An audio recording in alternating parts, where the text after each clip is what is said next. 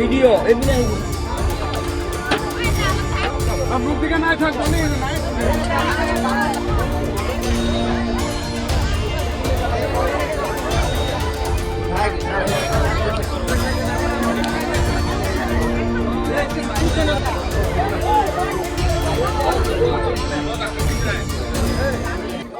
যোৱা আমাৰ 4 দিন ধৰি আমি সেই 1 নম্বৰ বাগানত লগাইছিলোঁ পিঞ্জৰাটো, তাতো দেখা হৈছিলে।